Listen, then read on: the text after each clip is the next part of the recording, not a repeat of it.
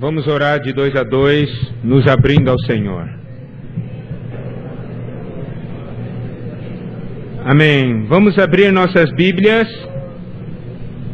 em Jeremias capítulo 29, versículos 12 a 14, a primeira parte. Jeremias capítulo 29, versículos 12 até 14, a primeira parte, onde está a palavra sorte. Vamos ler com espírito forte, todos participando. Amém? Então me invocareis, passareis a orar a mim, e eu vos ouvirei. Buscar-me-eis e me achareis, quando me buscardes de todo o vosso coração. Serei achado de vós, diz o Senhor, e farei mudar a vossa sorte. Amém. Vamos orar e ler esses versículos 2 a 2.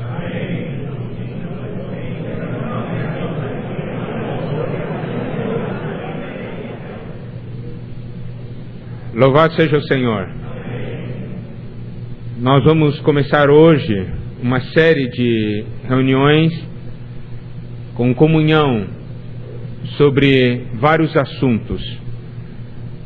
Esses assuntos vieram de perguntas feitas pelos irmãos, dúvidas que os irmãos têm, problemas que os irmãos passam e vivem em suas casas, nas mais diversas situações, e que os irmãos colocaram ali na caixa de ofertas algumas semanas antes, quando nós falamos que íamos ter comunhão para dar uma ajuda bastante prática às necessidades dos irmãos. Como nós teremos muitas oportunidades de ter a comunhão, nós vamos lançar alguns fundamentos básicos para que a nossa vida possa crescer e desenvolver sob um firme fundamento, bem fundamentado na palavra de Deus. Em 1 Timóteo, capítulo 1,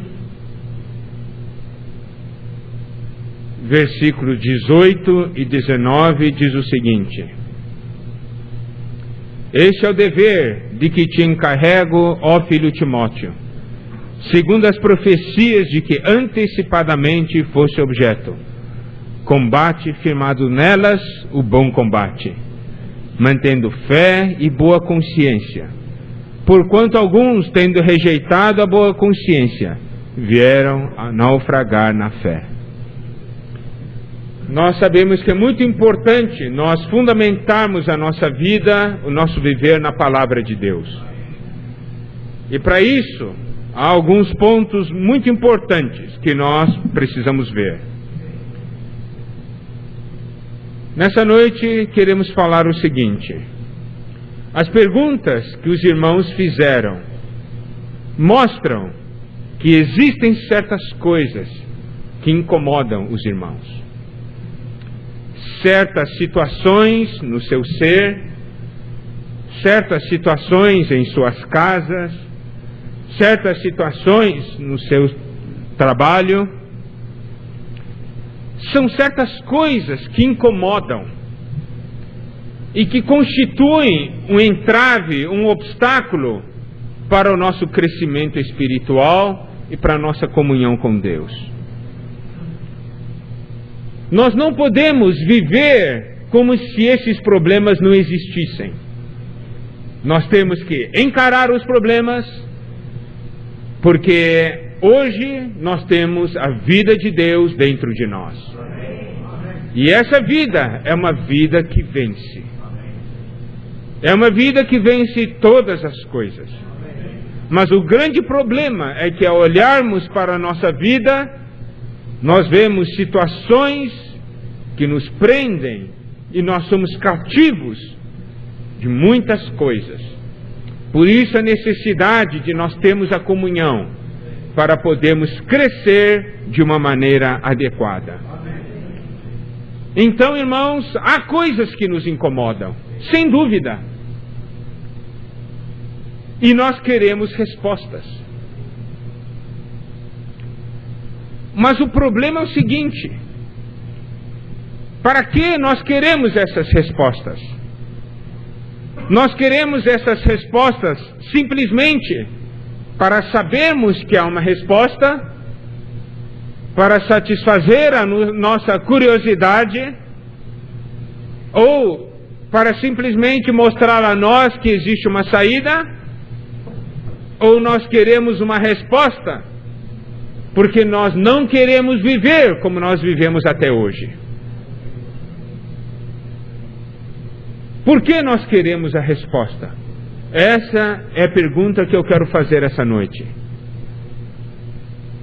E dependendo da maneira como você vai responder, isso vai mostrar se as comunhões posteriores serão de alguma valia ou não, terão ou não algum valor. Se nós queremos saber uma resposta, simplesmente para saber que há uma resposta, para satisfazer nossa curiosidade, e simplesmente permanecermos nisso, isso não vai adiantar nada para nós. Mas se nós queremos uma resposta, porque nós não queremos viver como nós vivemos hoje, então isso é um bom início, é um bom caminho. Nós estamos ou não satisfeitos com a vida que nós levamos?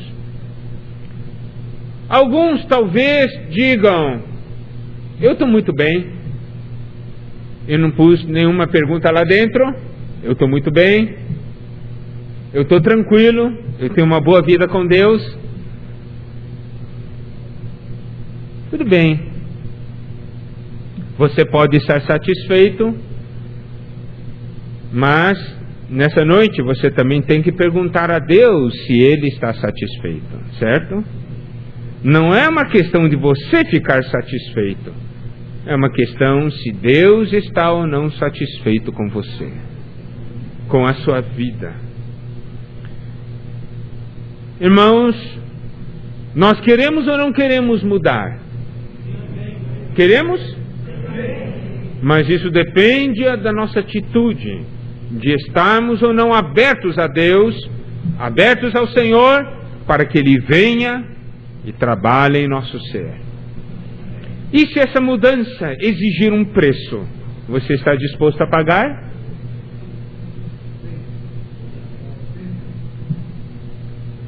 Toda mudança tem um preço.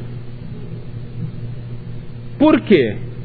Porque o princípio espiritual é morte e ressurreição. Fazer morrer a nossa vida natural e fazer de nós uma nova criação na ressurreição. Certo? Então, queremos ou não queremos mudar? Eu quero dar um exemplo na palavra de Deus. Isso está em Apocalipse, capítulo 2.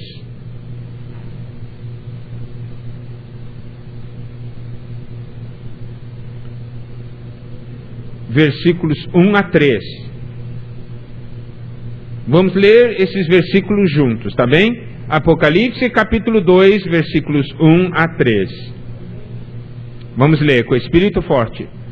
Ao anjo da igreja em Éfeso escreve: essas coisas diz aquele que conserva na mão direita as 7 estrelas e que anda no meio dos 7 candeeiros de ouro.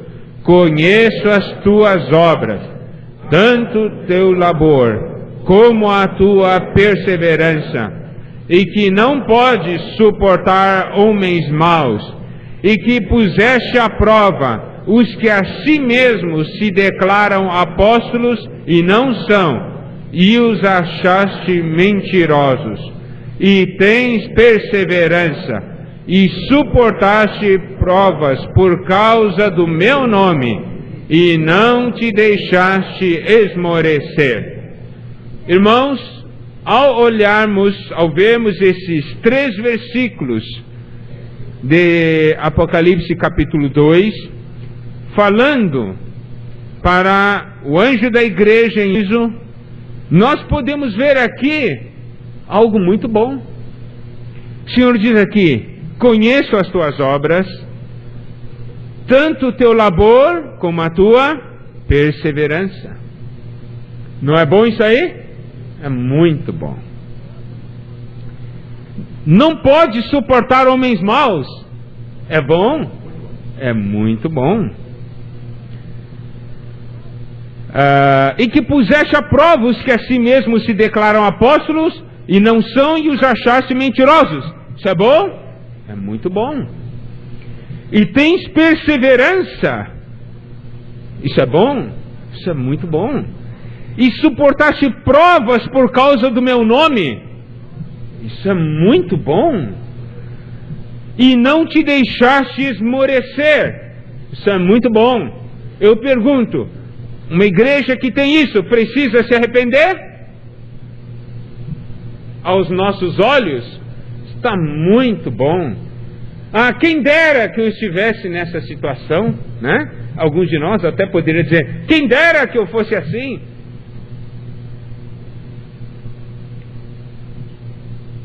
Mas observe uma coisa: apesar de ter todos esses pontos positivos, versículo 4, vamos ler versículo 4 juntos.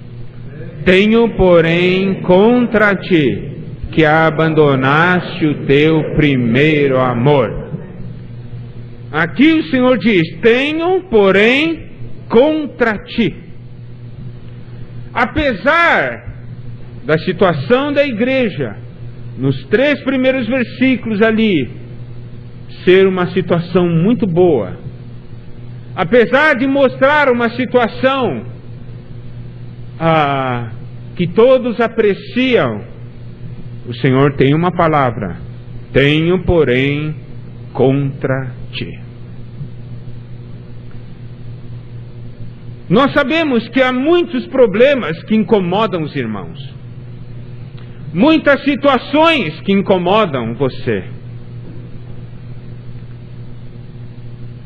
Mas nessa noite,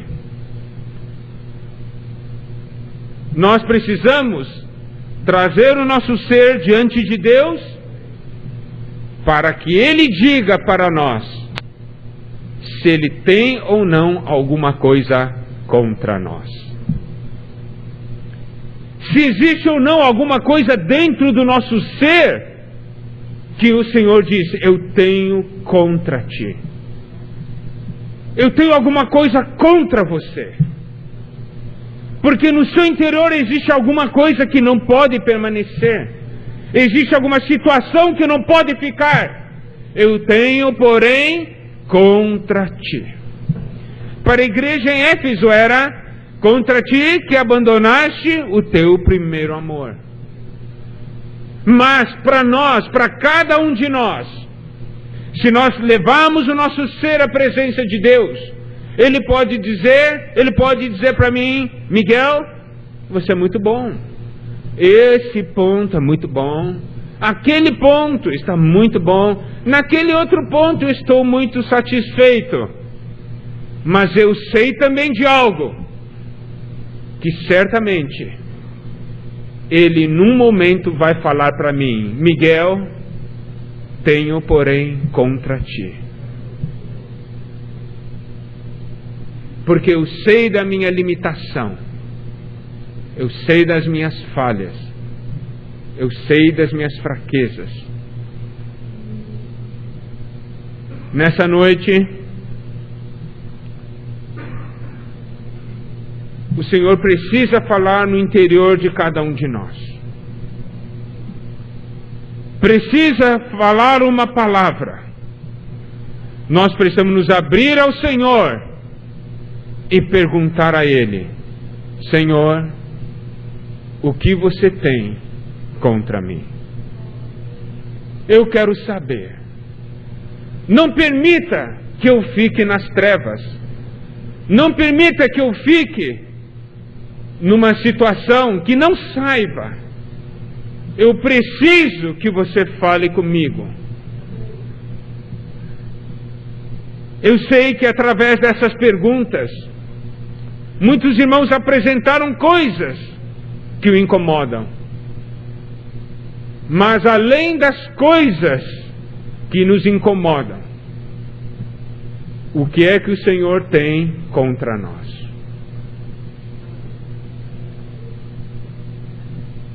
Se nós precisamos, se nós queremos ajuda de Deus, se nós queremos realmente buscá-lo para que haja uma transformação em nossa vida, para nos prepararmos para a sua volta, nós temos que falar ao Senhor: Senhor, fala comigo.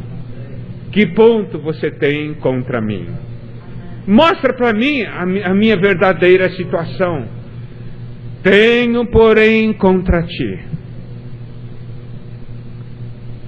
Depois, vamos ler agora o versículo 5. Vamos ler juntos com o Espírito forte. Lembra-te, pois, de onde caíste. Arrepende-te e volta à prática das primeiras obras. E se não, venho a ti e moverei do seu lugar o teu candeeiro, caso não te arrependas. Lembra-te, pois, de onde caíste. Isso quer dizer o quê?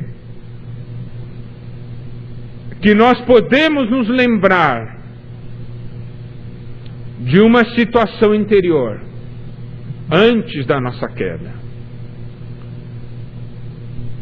Ou nós podemos nos lembrar da palavra que o Senhor falou conosco e de onde nós caímos dessa palavra.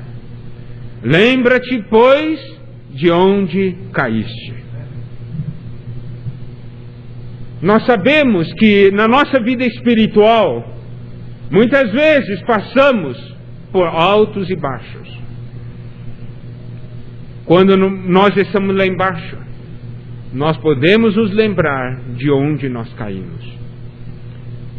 Ao lembrarmos das comunhões que já tivemos com Deus, em comparação com a comunhão que nós temos com Deus hoje, nós podemos saber de onde nós caímos.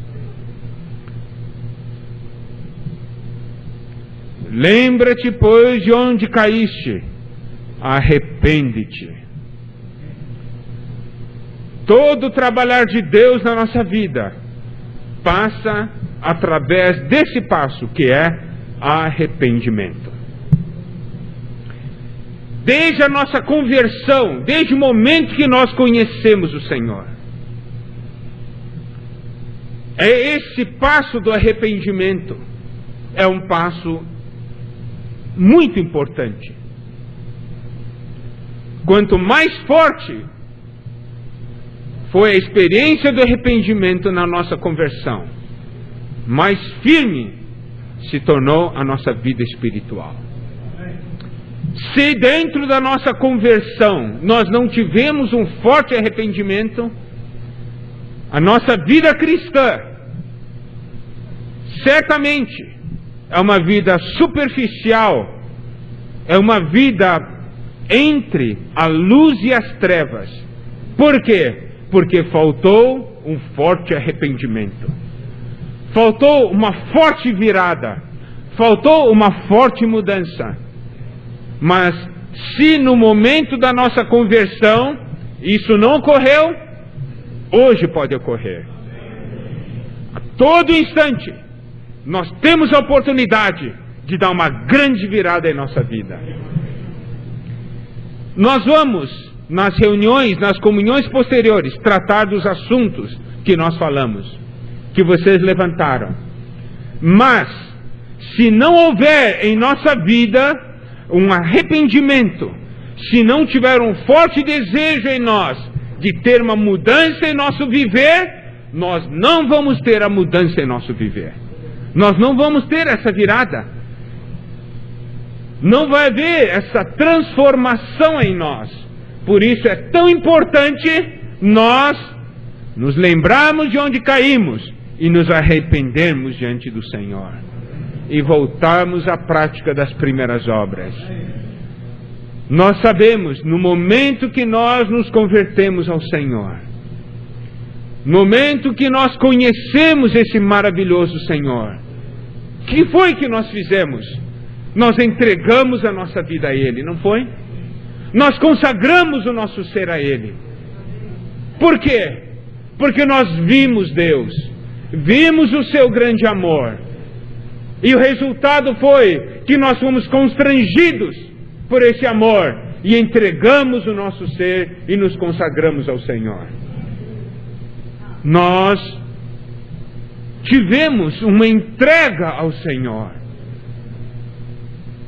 mas essa entrega ocorreu porque houve um arrependimento, houve uma virada na nossa vida. Arrepender-se é você dar essa virada. Você estava caminhando numa direção, mas aconteceu algo, você viu algo, você ouviu algo, e você dá uma grande virada. E essa virada é que faz toda a diferença. Então, como nós falamos, tem coisas que nos incomodam. Ou se não, na nossa vida, nós achamos, para mim está tudo bem, nada me incomoda, eu estou muito bem. Mas temos que ir diante do Senhor. Senhor, fala comigo. E certamente o Senhor vai indicar um ponto que Ele vai dizer: tenho, porém, contra ti. Lembra-te, pois, de onde caíste, arrepende-te e volta à prática das primeiras obras. E se nós não nos arrependermos? E se nós não dermos essa virada? Diz assim: se não, venho a ti e moverei do seu lugar o teu candeeiro, caso não te arrependas. Ele está falando para a igreja em Éfeso, mas nós podemos aplicar para a vida de cada um de nós. O que é mover o candeeiro? Não é que Deus vai te matar, não é isso. É que você perdeu o lugar de dar testemunho do Senhor e de brilhar. Isso quer dizer, se não arrepender, você perde o testemunho e não consegue brilhar mais.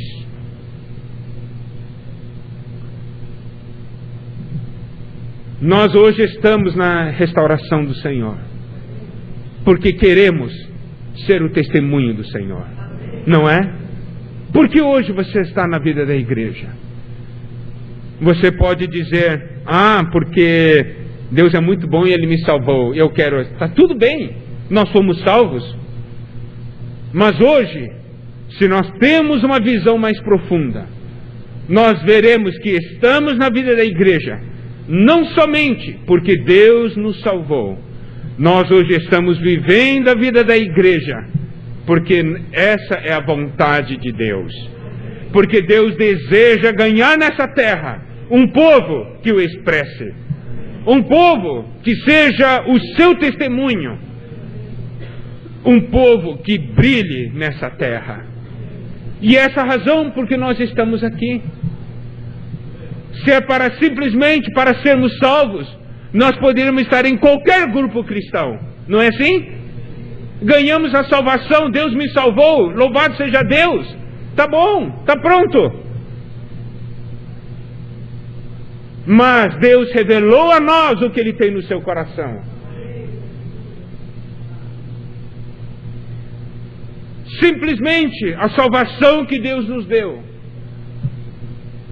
não pode ainda nos satisfazer totalmente, porque nós amamos a Deus e nós queremos viver para Ele e ser o seu testemunho e brilhar nessa terra. Não é assim, irmãos? Não é por causa disso que você está aqui? É por qualquer outra coisa ainda? Não quer dizer que não haja problemas no nosso meio. Tem problemas. Temos muitos pontos de falhas. mas nós estamos juntos aqui buscando um crescimento, buscando edificação. Estamos buscando algo para satisfazer o coração de Deus. Não é por isso que nós estamos aqui?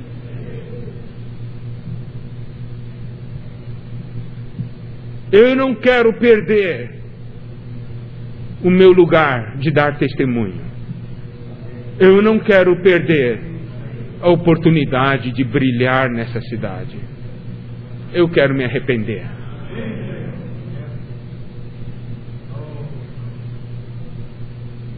Você deseja se arrepender? O Senhor certamente tem uma palavra para nós.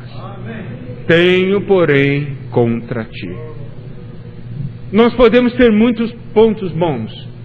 Esses pontos o Senhor pode até louvar. Assim como o Senhor falou para a igreja em Éfeso. Mas foi tão importante o Senhor falar os pontos em que ele era contra a igreja em Éfeso, porque estava dando à igreja em Éfeso uma chance de arrependimento, para que ele continuasse a brilhar ali, não é?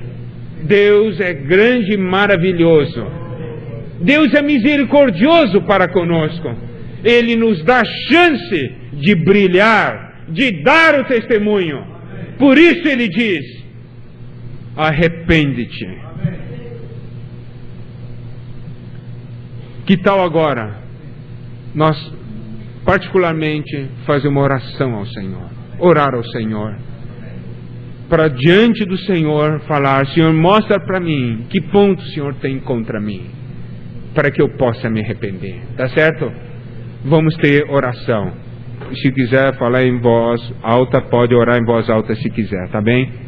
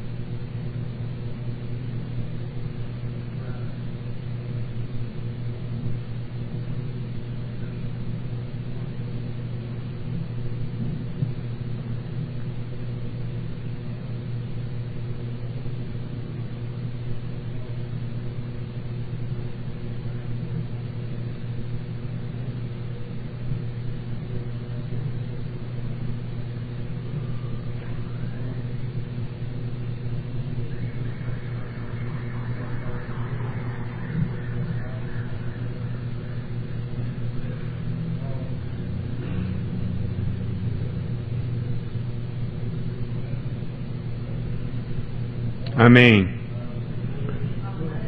Como nós estamos falando, irmãos, nessa primeira comunhão que estamos tendo, nós estamos lançando um fundamento para que as palavras que virão depois possam produzir um forte efeito na nossa vida. Nós estamos lançando a base sobre a qual nós vamos construir algo, nós vamos edificar algo. Atos, vamos ler agora Atos capítulo 2. Versículos 37 a 40.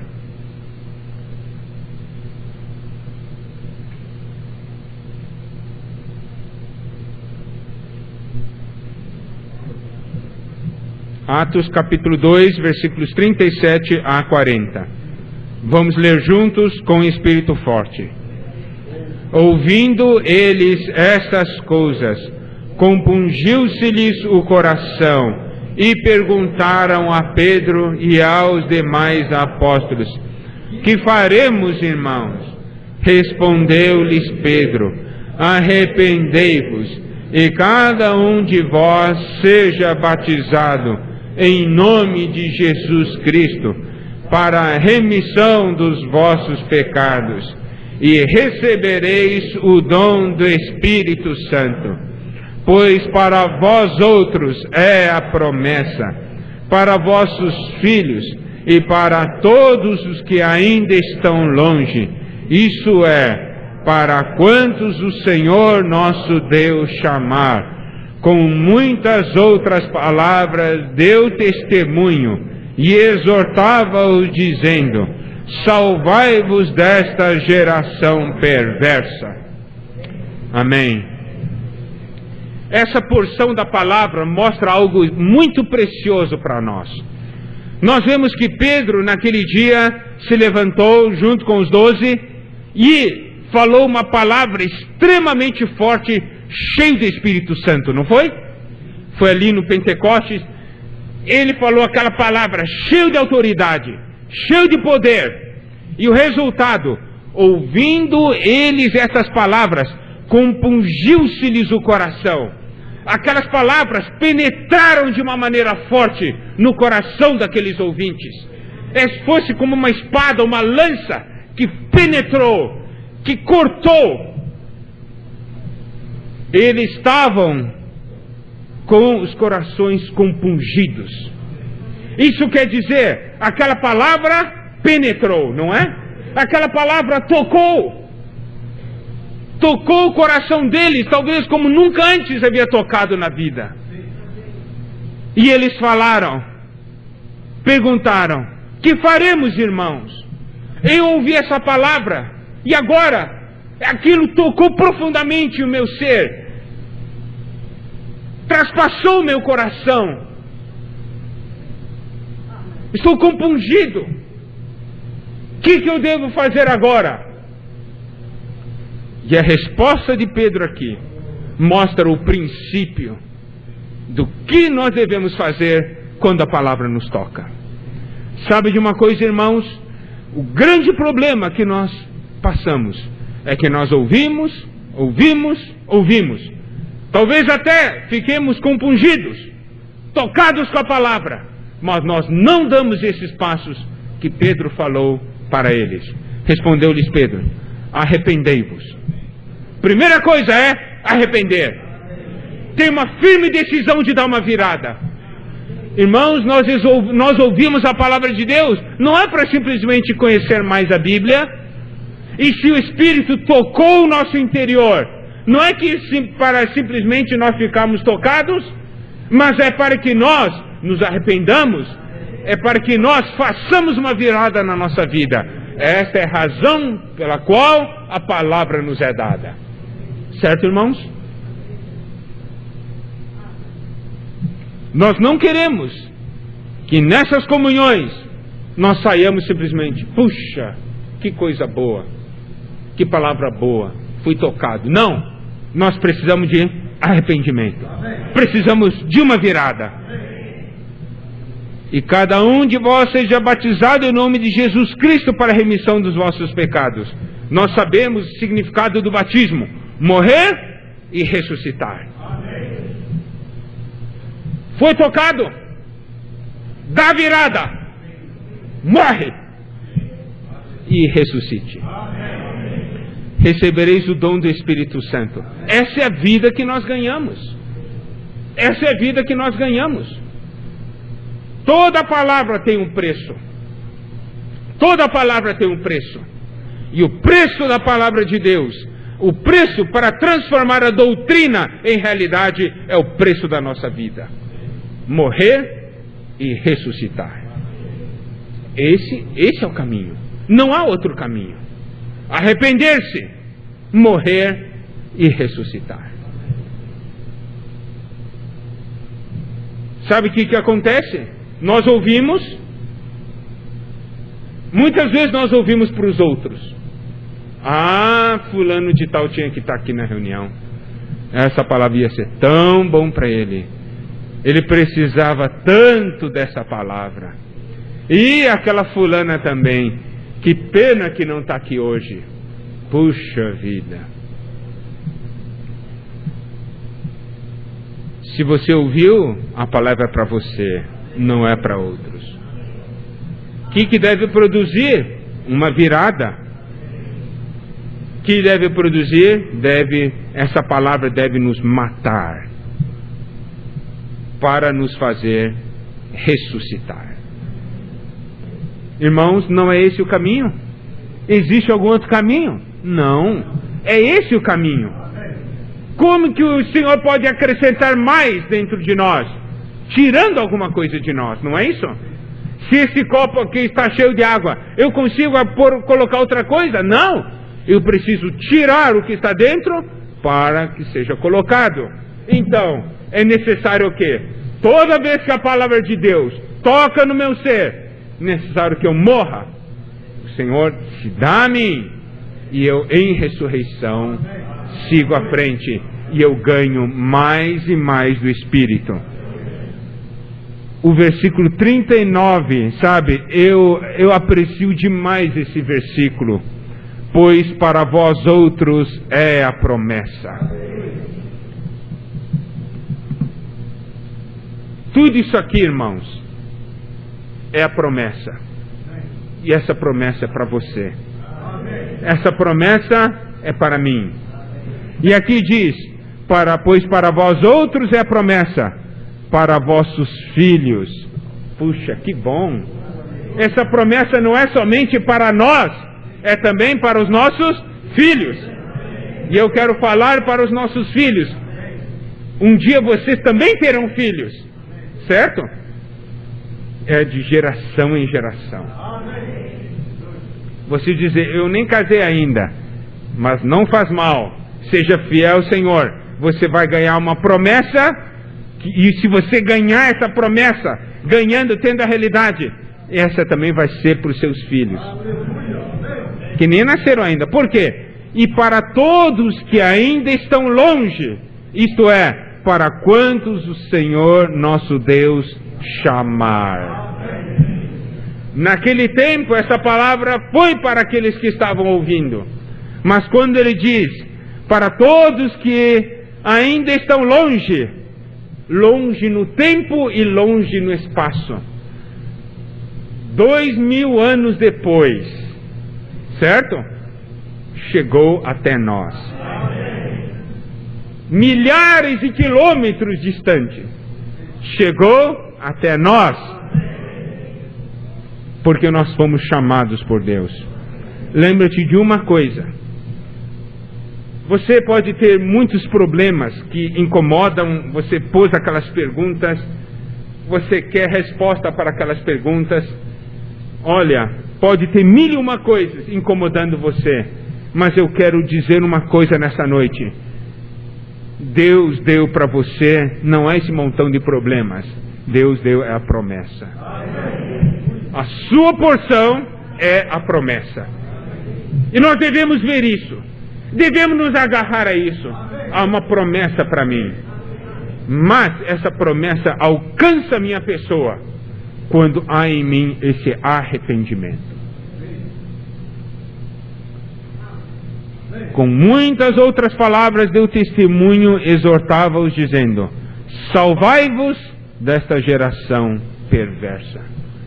Todo dia, todos os instantes, Deus quer nos salvar desta geração perversa. Você diz, não, meus colegas são muito bons, meus amigos são muito bons.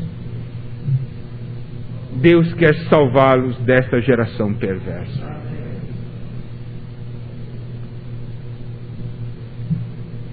Preste atenção, irmãos. Foi assim que naquele dia foram acrescentadas 3.000 pessoas. Foi assim que começou a vida da igreja. Se foi assim que começou, é assim que deve continuar. Se há falha nesses princípios, nós temos falhas na nossa vida cristã.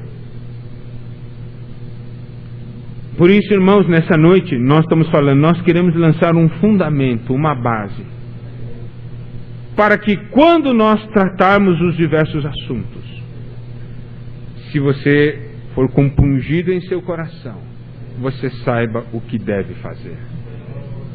Não algo que nós mandamos, mas aqui algo que diz na própria palavra de Deus. E essa questão do arrependimento, irmãos, nós devemos ver.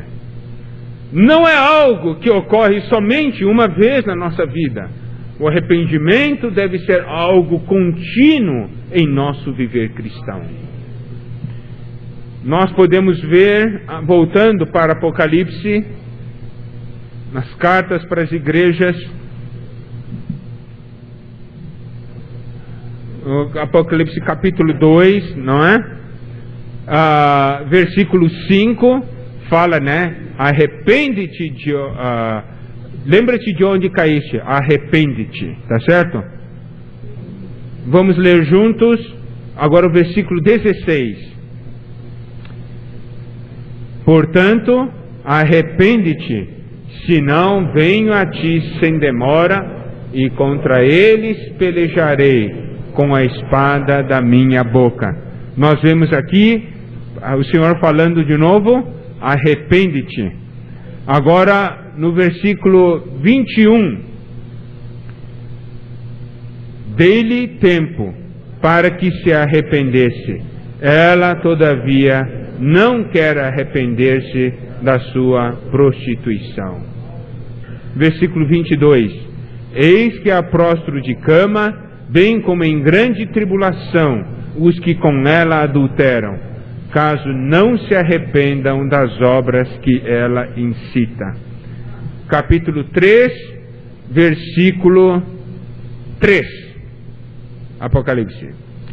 Lembra-te, pois, do que tens recebido e ouvido, guarda-o e arrepende-te, porquanto se não vigiares, virei como ladrão, e não conhecerás de modo algum em que hora virei contra ti. Versículo 19. Capítulo 3, versículo 19. Eu repreendo e disciplino a quantos amo. Sê, pois, zeloso e arrepende-te. Nós podemos ver que nessas cartas às igrejas em Apocalipse, fala várias vezes de arrependimento. Isso mostra o quê? Que a nossa vida cristã é uma vida de constante arrependimento. Por quê? Porque nós vamos caminhando e sem querer nós nos desviamos, não é? E aí vem a palavra de Deus, e essa palavra de Deus faz com que nós nos voltemos a Ele. Façamos uma virada e voltemos ao rumo correto. Então há uma constante necessidade de arrependimento na nossa vida. Dentro da vida da igreja, dentro do nosso viver particular, dentro da vida da igreja, nós temos necessidade de arrependimento. Vamos ler agora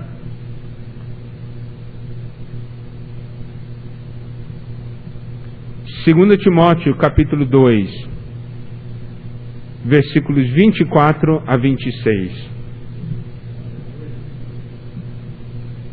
2 Timóteo capítulo 2, versículos 24 a 26.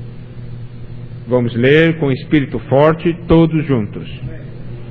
Ora, é necessário que o servo do Senhor não viva a contender, e sim deve ser brando para com todos, apto para instruir, paciente, disciplinando com mansidão os que se opõem, na expectativa de que Deus lhes conceda não só o arrependimento para conhecerem plenamente a verdade, mas também o retorno à sensatez, livrando-se eles dos laços do diabo, tendo sido feitos cativos por ele, para cumprirem a sua vontade.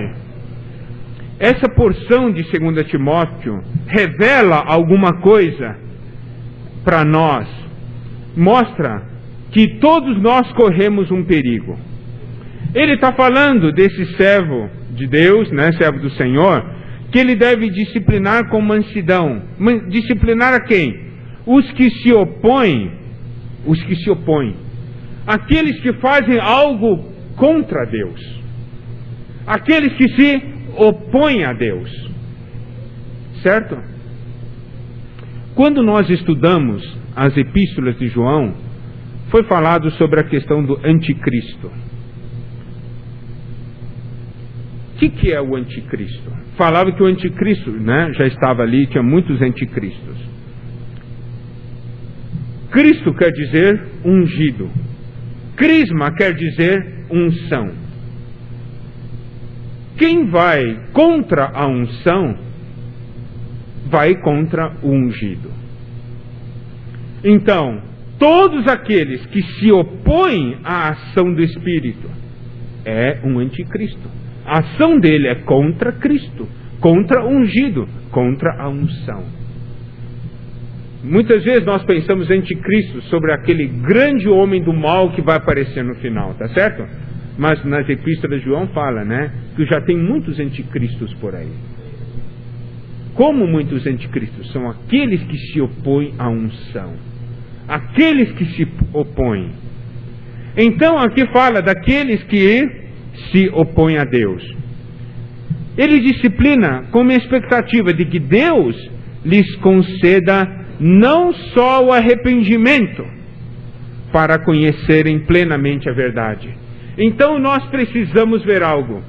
Nós precisamos orar ao Senhor. Aqui fala, Deus lhes conceda não só o arrependimento para conhecerem plenamente a verdade.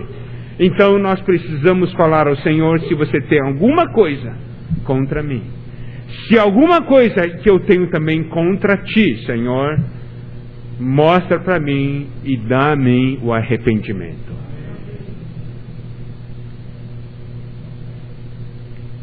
Não somente o arrependimento para conhecerem plenamente a verdade, mas também o retorno à sensatez. Voltar a ser sensato, voltar a ter o bom senso, voltar a ter uma mente sóbria. Você sabe, irmãos, quando nós saímos do nosso espírito, o nosso espírito é um espírito de poder, amor e de moderação, que é mente sóbria. Quando nós saímos do espírito, nós não somos mais sóbrios. Você pode dizer, não, eu sou muito lúcido, eu consigo pensar bem, eu consigo analisar as coisas. Puro engano, nós não somos mais sóbrios. Nós perdemos a sensatez. Porque as decisões que nós tomamos segundo a carne. Tomamos segundo o nosso próprio ponto de vista. Por isso, há uma necessidade de Deus conceder o arrependimento, mas também conceder o retorno à sensatez. E não somente isso. Aqui diz, livrando-se eles dos laços do diabo, tendo sido feitos cativos por ele. Isso mostra que nós corremos o perigo de estar presos nos laços do diabo, se tornando cativo dele, para fazer a vontade dele, para cumprir a vontade dele. Nós precisamos que o Senhor venha nos salvar. Precisamos que o Senhor venha nos salvar. Não pensemos que nós temos forças. Ah, eu tenho força. Ah, eu posso. Nós não temos nada. Nós temos o Espírito. Nós podemos tocar Deus. Podemos contactar Deus. Eu vou dizendo uma coisa, irmãos. Nós temos esse encargo de ter comunhão sobre esses assuntos, problemas que afligem os irmãos. Porque isso é uma coisa extremamente séria. Porque a queda começa aos poucos. Começa a cair, cair, cair, cair. E vai chegar um ponto irreversível. Nós temos que salvar a todos antes que chegue nesse ponto irreversível. Antes que seja tarde demais. Livrando dos laços do diabo. Daqueles que foram feitos cativos por eles. Quando alguém quer viver no pecado, irmãos, não é muitas vezes porque ele quer, é porque ficou cativo. Está preso, não consegue mais sair. Já tivemos comunhão com muitos irmãos. Eles falaram, eu quero, mas não consigo mais. Não consigo mais voltar. O que nós podemos fazer a não ser orar e pedir que Deus dê a ele o arrependimento, e retorno à sensatez. Que o Senhor tenha misericórdia para que ele possa voltar, não é? Por isso, irmãos, nós vemos uma coisa: precisamos sempre do arrependimento. Nessa noite, né, nessa primeira comunhão, eu quero lançar esse fundamento. Nosso desejo é que amanhã de manhã nós já vamos entrar em assuntos que os irmãos levantaram. E o primeiro assunto vai ser a vida da família. Irmãos, nós não queremos que os irmãos simplesmente saibam, conheçam algumas respostas. Esperamos, nessa noite, o Senhor diz para nós algo, que Ele espera arrependimento. Quando Ele falar, Ele espera arrependimento. Ele espera uma virada na nossa vida. Ele espera que nós sejamos prontos para morrer. Claro, nós vamos tratar do assunto da família. Os filhos vão querer colocar a culpa nos pais, os pais nos filhos, marido na mulher, mulher no marido. Se é para isso, as palavras de amanhã não vão ajudar ninguém. Agora, se você falar, eu sei que o Senhor tem alguma coisa contra mim, eu quero me arrepender. Então, tá certo. Amanhã de manhã você pode vir que você vai ouvir. Tá certo, irmãos? Nós queremos entregar isso aí nas mãos do Senhor. Então o encargo dessa noite é esse firme fundamento, muito importante. E que nós possamos, durante essa noite e até amanhã de manhã, quando nós voltarmos aqui, possamos ter esse coração diante do Senhor, de arrependimento. Senhor, fala comigo, eu quero me arrepender. Tá certo, irmãos? Que nós possamos seguir à frente. Está bem? Aleluia. Amanhã a reunião é às 9h30 aqui no local. Está bem? Vai ser sobre a família. Então, vamos agora, né, ainda tem 5 minutinhos, né? Vamos orar de 2 a 2 diante do Senhor, para que o Senhor possa preparar o nosso ser, para que Ele fale conosco amanhã de manhã.